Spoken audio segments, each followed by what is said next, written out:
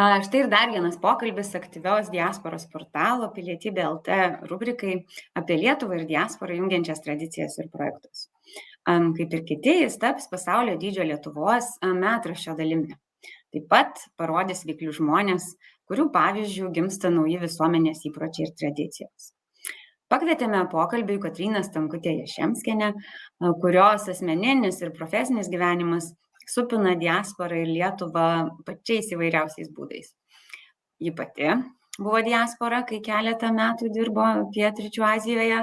Tuomet grįžusi ji dirbo globalių profesionalų tinklo Global Lithuanian Leaders vadovė ir telkė globalius Lietuvos talentus projektams Lietuvoje. O šiuo metu ji vadovauja Mariaus Jakulio Jason fondui, kurios steigėjas yra JAV lietuvis, atvykęs į Lietuvą dar audringais 90-aisiais ir aktyviai prisidėjęs, kuriant nepriklausomos Lietuvos teisinius ir verslo pagrindus. Sveika, Kotryna. Labas, Lina. Ar teisingai apibūdinau tavo diasporinę biografiją? Gal dar verta ką nors ten įtraukti? Manau, kad esminius etapus tikrai taip. Prieš daugiau negu 12 metų grįžau į Lietuvą po nuostabių metų Pietryčių Azijoje, dirbant, mokantis iš gyvenimo, dirbant tarptautinėse organizacijose ir daugiau negu 10 metų dirbu Lietuvoje ir telkiu, jungiu žmonės. Kai grįžai, ką labiausiai norėjosi parvežti Lietuvą iš tos patirties toli? Daug sykių apie tai galvojau ir manau, kad pagrindinis raktinis žodis yra tarptautiškumas, nes Pietryčių Azija, Malaizija, Singapūras yra be galo gražūs savo skirtingomis kultūromis, religijomis, maistu, tradicijomis, žmonių veidais. Ir nors lietuviai man puikūs, nuostabus, gražūs žmonės, bet man visą laiką trūko to galbūt tarptautiškumo, dėl to visų pirma ir išlėkiau į kitą pasaulio galą. Ir galbūt pasąmoningai dėl to ir įsitraukiau į Global Lithuanian Leaders veiklą tik grįžusi, ar ieškojau darbo tik grįžusi, kuris būtų tarptautinis, ne lokalus. Ir nors jis buvo vis tiek daugiausia apie lietuvius, bet tie lietuviai iš skirtingų pasaulio kampų su savo nuostabiom gyvenimo ir profesiniam patirtim išties sukūrė tą be galo gražią bendruomenę aplink mane, tarptautinę bendruomenę, įvairią, globalią. Šį pokalbį skirkim Mariaus Jakulio Jason fondo biografijai, kuri jau skaičiuoja 5 metus, ar ne? Beveik. Vasario 15 metai, bet techniškai taip, jau 5 metai, kaip veiksmas vyksta. Veiksmas vyksta. Ir kaip gimė šitas fondas? Pačią pradžią būtų labai įdomu sužinoti. Tai pati pradžia, toj pačioj pradžioje aš nedalyvavau. Marius iš ties norėjo tos 3,5 milijono, kuriuos skyrė šitam fondui, filantropijai, geriem darbam, visuomeniai, toks give back norėjo padaryti. Jis norėjo tas lėšas skirti savo testamentu po savo mirties, kad būtų tie pinigai paskirti švietimui ir žmonėm, entrepreneriam, verslumui, studentam. Tai jo žmona, būdama išmintinga moteris, sakė, kad kam tau tą daryti po mirties, kai gali daryti dabar ir nuspręsti, kaip iš tikrųjų nori, kad atrodytų tavo tas fondas ir kam būtų skirti tie pinigai, aktyviai sudalyvauti, kad sukurt pagrindus, kad ir toliau viskas vyktų taip, kaip tu nori, kai tavęs nebebus. Ir tas pokalbis įvyko prieš šiek tiek daugiau negu 5 metus, tuomet Mariaus partneriai ir šeimos biuras su Mindaugu Strėliu priešakyje padėjo sukurti kaip įstaigą, viešą įstaigą su visais įstatais, su visais nuostatais, banko sąskaitom ir panašiai. Strateginė fondo tų visų pinigų, kurie buvo paskirti investicijų strategiją, taip, kad tie pinigai tik augtų, kad būtų diversifikuotas portfelis, kur tie pinigai yra dedami. Ir tada pasirodžiau aš, tiksliau, mes su Marium buvom pažįstami jau kuris laikas iš Global Lithuania Leaders veiklų, kuris lankydavosi kaip renginių dalyvis. Ir susitikom vieną dieną tiesiog kažkokiai parodoje ir Marius sakė, aš kuriu savo šeimos, savo vardo fondą ir noriu, kad tu jam vadovautum. Tai buvo iš ties labai faina staigmena, bet kadangi Global Lithuania Leaders jau buvau 6 metus, tai jinai buvo tokia ir savalaikė ganėtinai, gavosi labai gražus perėjimas. Ir tada jau mes kartu visi su fondo įkūrėjais, valdyba, sėdėjom ir dėliojom, tai kam iš tikrųjų fondas turėtų skirti finansinę pagalbą, net ne pagalbą, iš tikrųjų finansinį paskatinimą, akceleravimą, kad tie žmonės galėtų kurti Lietuvą. Ir taip labai gražiai išsigrynino tas ir fondo prašymas, kad fondas finansiškai prisideda prie tų, kurie nori ir gali kurti Lietuvą. Tai yra talentingų antreprenerių, studentų, jaunimo, kurie siekia geriausio išsilavinimo pasaulyje ir mokslininkų, tyrėjų, kurie nori grįžti į Lietuvą savo žiniomis ir čia kurti tas inovacijas. Tai iš principo tas, kaip aš sakau, tas fondas nėra labdaros fondas, paramos fondas, tai labiau kaip žmonių akceleravimo fondas, kur mes palaikome finansiškai tuos, kurie turi savyje potencialo augti.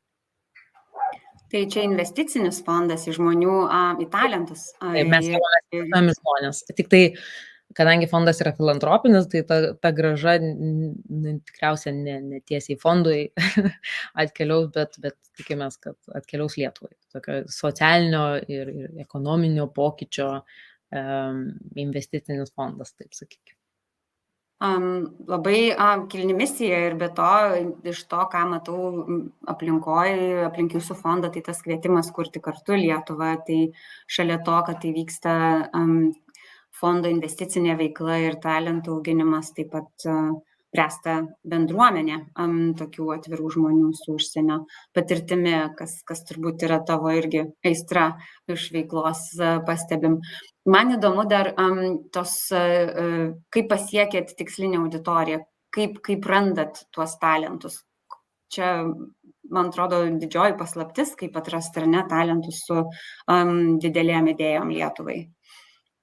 Taip, tai vėlgi tas yra skirtingos tikslinės auditorijos, tai kaip minėjau, mokslas, studijos, žinios ir verslas. Tai kas liečia, jeigu įmant visą pradžią fondo, tai aišku, pirmiausia, buvau sukvietus įdomius, daug kontaktų turinčių žmonės tapti fondo ambasadoriais, tam, kad jie padėtų paskleisti žodį apie šį fondą, apie galimybę gauti finansavimą ir, sakykime, grįžti į Lietuvą arba išvykti studijuoti magistro arba gauti investiciją į verslui. Tai pirmiausia buvo vis tiek ir vėl, prasidėjo nuo žmonių, nuo to word of mouth, aišku, nuo žiniasklaidos, nuo socialinės medijos ir panašiai. Tai tas algoritmas jis lieka panašus ir dabar, jau įsibėgėjus fondui, tik tai, aš sakyčiau, daug lengviau tą daryti, nes jau yra apie 70 fondo bendruomenės narių, tai yra tų žmonių, kurie yra vienaip ar kitaip gavę finansavimą per tuos 5 metus. Su mumis draugauja, palaiko tą ryšį ir natūralu, jie kiekvienas turi savo tuos tinklus ir kai mes, sakykime, dabar prieš porą savaičių paskelbėm vėl kvietimam teikti paraiškas tyrėjams, kurie nori atvykti darbus, inovacijas, tyrimus tęsti Lietuvoje, tai natūralu, kad aš rašau iš karto visiems mokslininkam, kurie tikrai dar turi savo kontaktų, tinklų, pažįstamų pasaulyje ir sakau, gal galite paskleisti žodį, aišku, rašom straipsnius, pranešimus spaudai, paustus ir taip toliau panašiai. Tai sakyčiau, kad tikrai tu teisi, kad kai vis tiek kiekvienas fondas nori atrasti geriausius kandidatus, ane, kad būtų tikras, kad suteikia finansavimą ir paskatinimą tiems, kurie iš tikrųjų, nu, ne tik nori, bet ir gali, ane, sukurti kažkokią tais vertę Lietuvai. Tai mes dedam tas pastangas, bet aš manyčiau, kad su metais ir darbais natūraliai klojasi tas sėkmingesnis ir sklandesnis komunikacijos kelias, nes didėja tiesiog žinomumas, kai tu ne tik kalbi, bet ir darai. Tai reiškia, kad ir fondo veikla prisitaiko, ar ne, prie aplinkos, prie galimybių ir ta veikla šiek tiek kinta, prisitaikant prie arba išmokstant pamokas. Taip. O kokia... Aha. Pavyzdžiui, labai, labai gerai, žinai, apie tą pokytį, tai kaip du pavyzdžiai. Vienas, kad mes pirmuosius 4 metus, sakykime, kaip čia, investavome į startuolius, EdTech startuolius, ne, bet kadangi esam ne investicinis rizikos kapitalo fondas, o labiau kaip angelas, kuris investuoja nedidelėmis sumomis, tai mes pamatėm, kad galbūt nebūtinai galim padaryti tokį pokytį, tą impactą, ne, vadinamai poveikį tai aplinkai, kur norime, kad keistųsi greičiau. Tai vėlgi,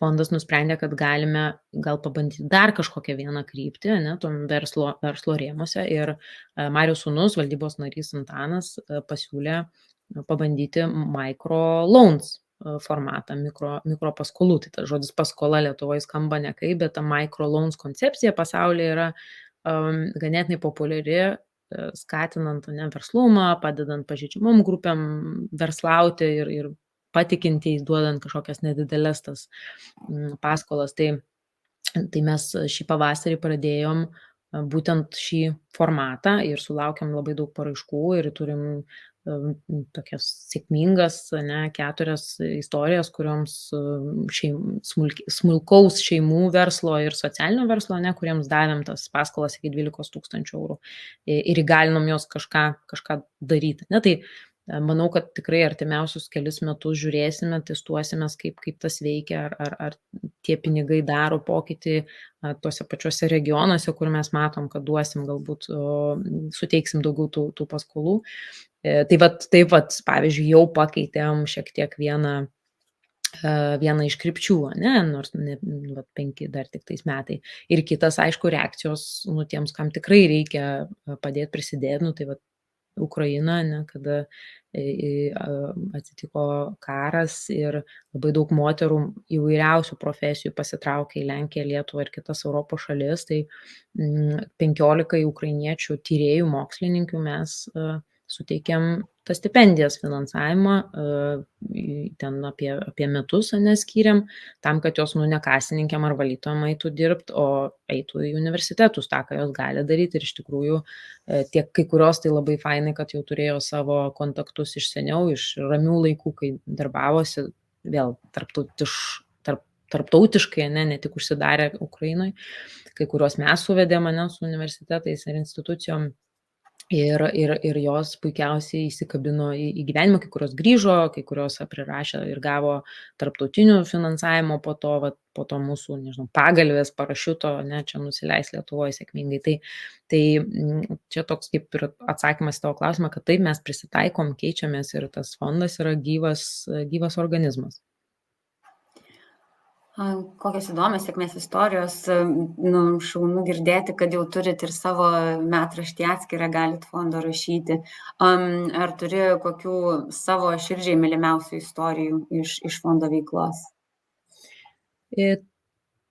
Tikriausiai, kad vėlgi, kai kalbam apie kažkokį jau pokytį, poveikį ar kažkokią tą sėkmės istoriją, kad kažkas, nežinau, iš serijos Nobelio premiją laimėjo, ne, ar ten išrado kažką tais, ar sukūrė savo įmonę, nemokslinę, ar ten studentas grįžęs kažkaip pakeitė Lietuvą, tai kadangi tai yra, aš sakysiu, tik 5 metai, tai tokių grand istorijų dar nėra ir čia tikriausiai reikės 10 metų, kad mes pamatytumėm tuos, nežinau, 5 galbūt procentus iš mūsų tų visų žmonių, kurie yra bendruomeniai, kad jie kažką didelio nuveikė. Ne? Čia tas didelio irgi labai subjektyvus ir kvestionuojamas žodis, bet aš labiau švenčiu ir fondo valdyba švenčia tas procesinės istorijas, ne, tos procesinės veiklas ir sėkmės istorijos, kurios vyksta kiekvieną dieną, ne, tai pavyzdžiui, tie patys tyrėjai, jie grįžta, jie įkvepia studentus jiems dėstydami arba pasimdami ten doktorantus ar magistrantus, jie rašo straipsnius, jie jungia universitetus su savo buvusiais, ne, darbovietėm užsienyje, bendrus projektus kūrė, kažkokias bendrus tyrimus, laboratorijas. Yra keletas mokslininkų, kurie pritraukia tarptautinių projektų, tai mes ten skaičiuojam apie daugiau negu 500 000, ne, jau yra europinių lėšų pritraukta tyrimam Lietuvoje. Tai, sakykime, tie patys studentai negrįžę, keletas jų yra įkūrę kažkokias tais organizacijas ar startupus, ar dirba ant to, ne, ar tiesiog nebūtinai eina tiesiai dirbti kažkam, bet kuria ir savo, ir tos pačios ukrainietės, ne, kurios ar įsitvirtino Lietuvoje sėkmingai, ar jau grįžo su didžiuliu kapitalu patirties iš Lietuvos ir parsivežė stiprų partnerį instituciją, kaip buvau tas PMI, buvau teisės, buvau verslo mokykla. Tai sakykime, daug tokių nuostabų progresą ir tokį smulkų poveikį rodančių istorijų, bet ir gal dar daugiau laiko reikia, kad atsirastų tų kažkokių wow. Nors sakau, wow yra subjektyvu. Svarbu, kad visi žmonės į bendruomenę burtųsi ir dalintųsi tomis istorijomis. Aš tai tikiu, kad tie pavyzdžiai ir fondo veiklai kuria pagrindą tolesniam augimui, kai bendruomenė tarpusavėje bendrauja ir kuria tinklą tokį, kuris įgalina ir daugina rezultatą. Vienareikšmiškai, tai čia gal netgi sakyčiau, kad vienas svarbiausių užduočių, kurią aš savo keliu, tai yra kas 2-3 mėnesius daryti susitikimus bendruomenės, įvesti, supažindinti naujus grantų ir stipendijų gavėjus, sujungti konkrečius žmonės, kiek dar išeina prisiminti, kai bendruomenė auga, kas kam rūpi, nes tai kuria labai stiprią papildomą vertę ir yra ne vienas pavyzdys, kai tuose pasibuvimuose bendruomenė susitikę mūsų nariai, jie sukuria kažką bendro. Tai tas mano galva labai svarbu ir tas ateina tikriausiai mano suvokimas iš to paties Global Lithuanian Leaders, kad bendruomenė susitikus žmonės gali labai daug pasikalbėję. Taip, gimsta kažkas dar papildomai iš to, kad susitinka du žmonės, gimsta kažkas, kas sukuria visiškai atskirą istoriją. Dar norėjau pakalbėti apie fondo kuriamą pavyzdį filantropijos idėjoms skleisti. Ir esu pastebėjusi, kad ir tau šita tema artima ir kad daug kalbėjo apie tai. Ir fondo vienas turbūt ir iš tikslų yra parodyti, kad filantropiją galima kurti. Tai dar gal turit kokių planų, kaip toliau, ar ne, tos idėjos skleisti, kalbant grinai apie filantropiją? Planų visada yra daug, bet kaip juos įgyvendinti, kad žodis taptų kūnu, biškai reikia padirbėti, išsikelt prioritetų, skirt laiko paroje, bet juokus atidedant į šoną, tai iš tiesų fondas, aš manau, kad visų pirma, labai smagu, jog Marius atkeliavo į Lietuvą iš Amerikos, kur ta dalinimosi kultūra ir pasidalinimo, kad tu daliniesi, ne, su visuomenė, turiu omeny žinute, yra priimtina, ne, kad tai neatrodo tik tai kaip kažkoks PR-as, ne, savo, bet tai, suvokimas, kad, tu turi pasisakyti, kokius fainus dalykus darai, kad galbūt kažkas įsikvėps. Ir aš prisimenu, mes dar, kai darbavomės Global Lithuanian Leaders, netgi turėjom debatus apie tai, ar ta filantropija turi būti garsi ar tyli. Tai aš sakyčiau, kad tas debatai, aišku, buvo puikūs ir praktiškai kaip ir abi stovyklos turėjo labai gerų argumentų ir man užstrigo, kad kai tu remi, suteiki finansavimo pažeidžiamoms grupėms, šalia jų stovėti ir fotkintis kažkaip gal nelabai etiška, bet jeigu tu akceleruoji žmonės, traukini talentus kažkokius į Lietuvą, ten suteiki finansavimą kažkokiam ambicingiam entrepreneriam, tai kodėl nepasisakius, ir neparodžius, kiek tu per metus skiri, kam, kodėl, kokį poveikį darai. Ir tada tie žmonės, kurie jau gali skirti galbūt didesnės sumas, jie aktyvuojasi ir irgi tą daro. Ir yra visokiausių Lietuvoje pasiturinčių žmonių, kurie ir tyliai, ir garsiai tą daro. Ir svarbiausia, kad jie jaustųsi gerai. Čia žiniasklaida vis dažniau ir dažniau ištraukia juos bent jau kažkokiam vienam interviu į dienos šviesą, kas iš tikrųjų įkvėpia. Mano asmeninė nuomonė, mes turime kalbėti apie davimą, dalinimosi kultūrą vien tam, kad visuomenė matytų, kad mes esam dalinga tauta. Nes labai dažnai dėja didelė masė visuomenės galvoja, kad verslininkai tai čia tik nagai save atsukti. Jie čia, čia tokia labai prastas tas stereotipas, bet jis yra gajus dėja, kad nesidalina, ten tik savo pelnai visi ir gal dar darbuotojam, bet iš tikrųjų tie verslininkai daro be galo daug ir čia N pavyzdžių, bet tiesiog tyliai tą daro. Tai ta pati Mantinga, jau 10 metų turi ir ten 13 milijonų berods išleidus yra visam regiono, filantropijai regione, nuo švietimo ten iki kultūros ir sporto ir panašiai. Ir dabar, kiek žinau, savo šeimos fondą kūrė, papildomai dar ant viršaus į Mantingos įkūrėjų šeimą. Yra praktiškai visų didžiųjų įmonių, ten ta pati SBA, tai jie kaip ir fondo neturi, Arūnas Marcinkevičius kažkokio specialaus įkūręs, bet jis be galo daug skiria to finansavimo, kad įkurti gražias miesto erdvės, kaip pavyzdžiui Kaune, tai ta prasme tiesiog aplinka rūpinasi tų vietų, kur yra, skiria stipendijas universitetam, į tą pačią Ukrainą be galo daug vežė dabar įvairiausių dronų ir panašiai. Tai tik tai apie tai, apart savo galbūt ten socialinės medijos, nesiskelbia. Tai fondas, būdamas institucija, gal ne tiek to, kaip čia asmeniškumo apie save kalbėti, Marius kaip ir nueina tas spaudimas, kad dabar aš turėsiu pasakot. Aš pasakoju apie fondą, apie tai, ką daro ne galbūt jau nebe Marius, bet jo skirti pinigai, kas buvo be galo svarbu. Tai nueina tas asmeniškumas ir dėl to fondai yra gerai. Tai galėtų jūs kurtis daugiau, nes ir jų kūrėsi, ten, pavyzdžiui, profesorius Janulaitis įkūrė individualizuotos medicinos fondą, kur skiria tyrimam ir biotechnologijom. Aišku, garsusis Kazickų fondas, kur diaspora tiesiogiai veikia jau daug metų. Ir berods 18 milijonų yra paskyrę Lietuvai. Bijau dabar pameluoti, kad ką tik atšventė savo sukaktuvės 25 metų, man atrodo, fondo Lietuvoje.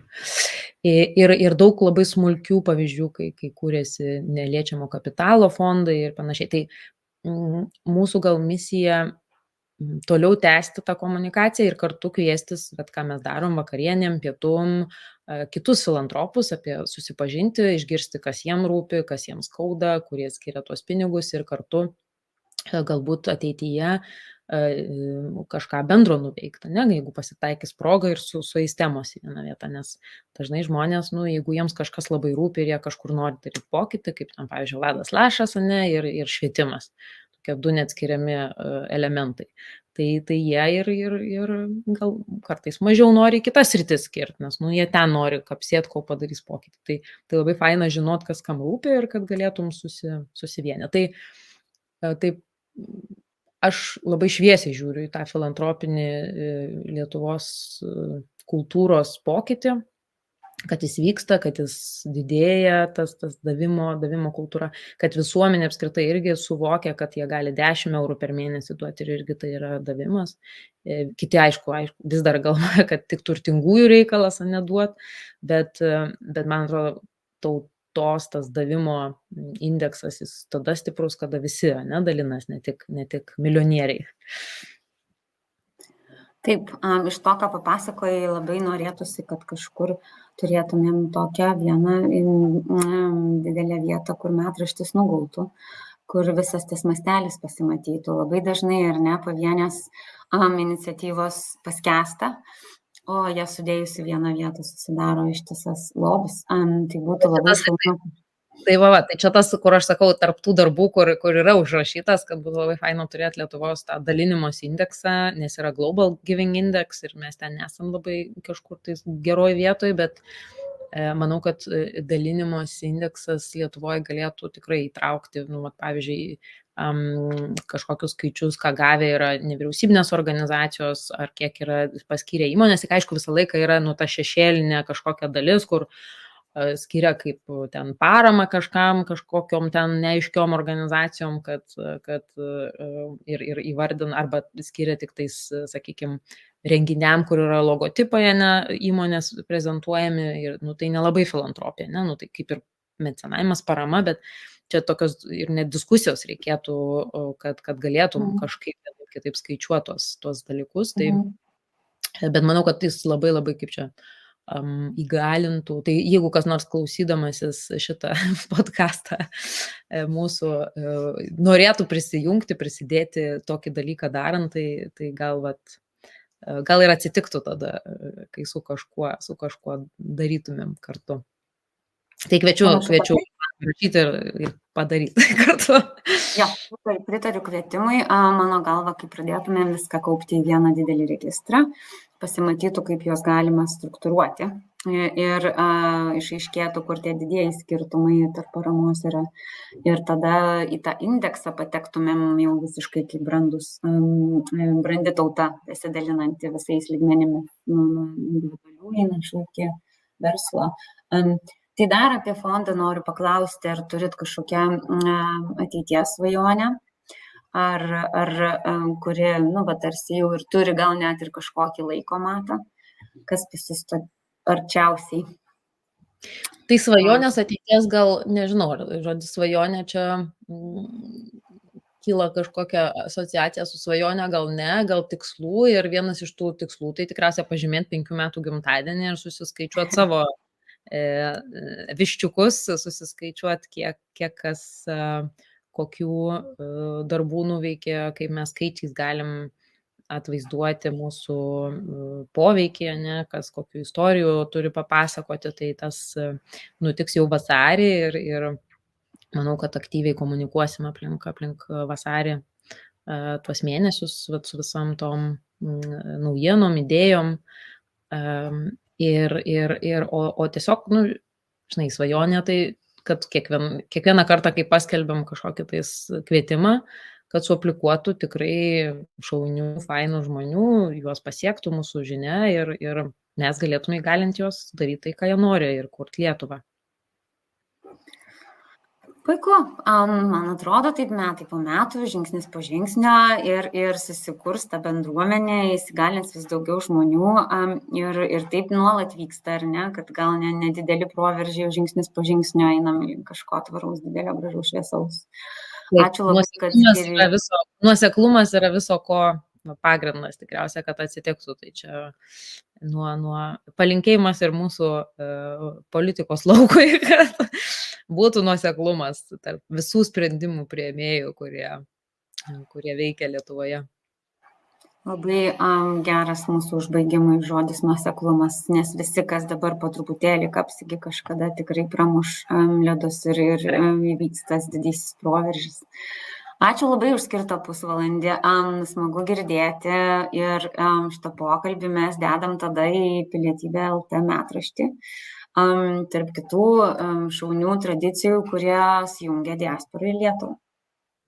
Super, ačiū už kvietimą.